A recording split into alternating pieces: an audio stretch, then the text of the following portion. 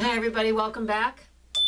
I'm Dorothy. I'm a professional astrologer. You can find me on the web at nhastrologer.com. Today I want to talk to you about the month of July, and this is for those of you who have Pisces rising or are Pisces. Now on July 1st we have the full moon in the sign of Capricorn. That is in your 11th house.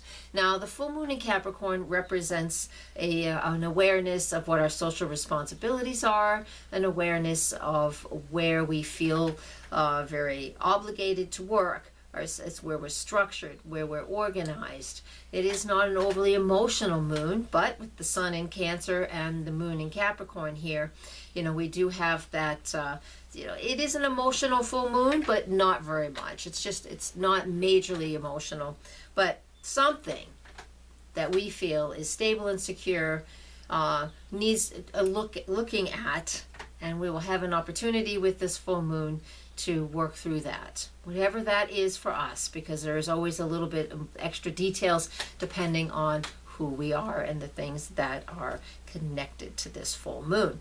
Now, we also have on the 6th of July, the sun still in the sign of Cancer, and it is in an opposition to Pluto. Pluto is in Capricorn. It has been in Capricorn since 2008. So when the sun once a year is in an opposition to Pluto in Capricorn, these are opposing forces.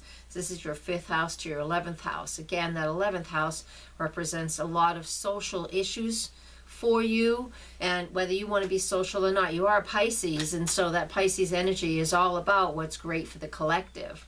And that 11th house is represented by Aquarius energy, and that is, what I want to do for the world and how I feel about the world and in the groups I belong to. But there's something opposing that situation today. And so Pluto's been moving through that sector for a long time, and if it's moving through that sector, our dreams, our hopes, our goals, things that we're really interested in as far as those group endeavors go, they are definitely going through a major shift and change. When we have quick little hits like a full moon in that sector near Pluto, and then the sun is in an opposition to Pluto, then that just says that you're being made aware of the changes that are going on a very deep level. All right, let me move on. July 12th, we have the sun still in Cancer in that 5th house. That 5th house also represents things we're passionate about and how we want to be creative, and there's a fair amount of movement coming out of that 5th house just through creativity.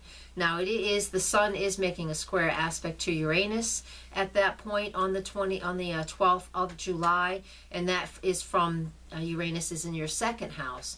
That 2nd house is money, it's values, it's the things we love, it's the skills and talents we have. So those are going through some sort of shift and change and upheaval. And why is there so much change while Uranus and Pluto have been square for ages? Years and years. They are done, they're exact squares, but they're still related to each other. They're not that far apart. Especially when it only takes a couple days for the sun to be opposite to Pluto and then square Uranus. It's only 6 days away, so they're barely a couple of degrees from each other. So Uranus and Pluto are still in a square aspect. And so whenever the sun or the moon comes around in cardinal signs, it's going to trigger all of those points. And it's doing it again. So your values, how you earn your money, the things you're doing, skills and talents is all being tested right now. There's some challenges, and so the challenges need to be met. We don't need to stuff this, and I'll tell you why in a minute. Meet those challenges that are coming up for you, okay? All right, now on the 15th, we have a full moon in Cancer. A new moon, my apologies. A new moon in the sign of Cancer. Again, that is in your 5th house. So the new moon in that 5th house, the new moon in Cancer is all about caring and nurturing. I write a forecast for this, and I do another video for this. So subscribe to the channel, and you will be informed of when the new moon forecast and the full moon forecast are posted, because they'll be separate. So because I only give you a little bit of info about it here. So on that 15th, that new moon in Cancer in the 5th house for you, it really represents a whole new ability to reignite a passion about something that you're very much interested in. On July 18th, Mercury, also in Cancer. makes a square to Uranus, just like the Sun did on the 12th. Second house to the fifth house to the second house. Again, we're looking at what it is that we value. Can be overwhelming. Mercury in Cancer can be overwhelming. We're overly emotional, and we need to verbalize what's going on. And I recommend that you do that, because when Mars comes up to square Uranus, Mars in Cancer will come to square Uranus as well on the 25th of July. That is volatile energy when Mars squares Uranus. Like I've mentioned in a few other videos so far, it's like in weather astrology, we look for Mars and Uranus aspects to see when and where there'll be earthquakes. So Mars and Uranus, as they're building up, and they've been building up this whole month, the pressure, it's like two tectonic plates coming together and just push, push, push. And eventually there's a release, and that creates the earthquake.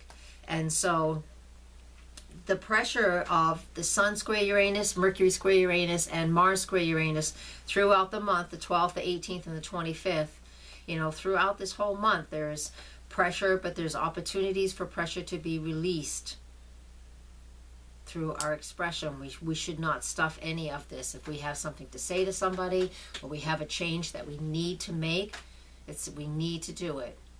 Don't sit still about this. Mars square Uranus will cause a lot of action. So it doesn't have to be so sudden and abrupt, because we can work with it. Okay? All right, back to the 22nd of July. I didn't want to put all that together there, even though I jumped ahead. On the 22nd of July, the Sun does move into the sign of Leo, goes into your 6th house. The 6th house represents our everyday routine, our work, not what we're known for, but the work that we do on a daily basis. If you've got Leo in there, that means you're very, very creative at work. You should be creative at work, and if you're not, you will be feeling it. Once a year, when the Sun moves through this sector, it's an opportunity for you to be more creative in what you do. It's also the area of our daily routine, our daily health routine, which includes eating, brushing our teeth, bathing, exercising. You might be more inspired to do something this month as well. On the 25th of July, I'm going to move back to that date now. Venus is goes retrograde in the sign of Leo. And it will be retrograde till September 5th, in Leo until the end of October. So with Venus in Leo, moving through that 6th house again, that's a great creative place for it to be before it went retrograde. But what are you going to do with it now? It represents what we value and what we want to be passionate about. While it's retrograde, a lot of people tend to get married during Venus retrograde because, a lot of relationships are very karmic. Soulmates tend to be really karmic relationships where we have to work on stuff. So if in this lifetime we've got a few relationship issues under our belt, and I think after anybody's 12 years old, we all have got a broken heart for some reason or another, but how we heal them is different for everybody. So when Venus is retrograde, especially in the Venus and Leo is extremely passionate. Amazing amount of relationships will start around the time of June 20th, June 20th to July 1st, when Venus and Jupiter are conjunct in Leo.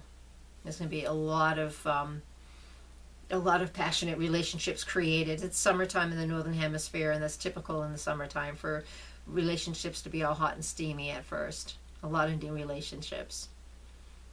And you can look forward to it. But when Venus goes retrograde, it's an opportunity to see how we're reliving old patterns or how we're going to heal old patterns.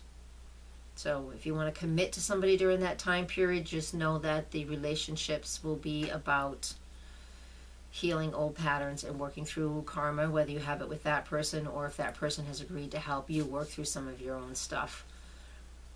It could be either way or not at all.